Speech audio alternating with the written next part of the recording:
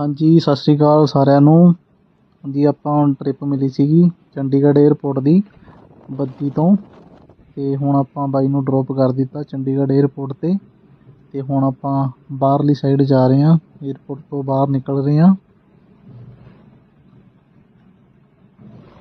ਆ ਜੀ ਚੰਡੀਗੜ੍ਹ ਏਅਰਪੋਰਟ, ਅਤੇ ਹੁਣ ਆਪਾਂ ਬਾਹਰਲੀ ਸਾਈਡ ਜਾਈ ਜਾਂਦੇ ਹਾਂ। ਇਹ ਮਹਾਰਾਜ ਸ਼ਹੀਦ ਭਗਤ ਸਿੰਘ ਜੀ, ਕਰੋ ਦਰਸ਼ਨ, ਪ੍ਰਣਾਮ ਸ਼ਹੀਦਾਂ ਨੂੰ। ਲੋ ਬਾਈ ਜੀ, ਗੱਡੀ ਚਲਾਈਏ ਸਾਈਡ 'ਤੇ, ਲੱਤਾਂ ਸਿੱਧੀਆਂ ਕਰ ਲਈਏ, ਬਹੁਤ ਦੇਰ ਹੋ ਗਈ। ਇਹ ਆ ਗਈ ਆਪਣੀ ਰਾਣੀ ਸੁੰਦਰਾ।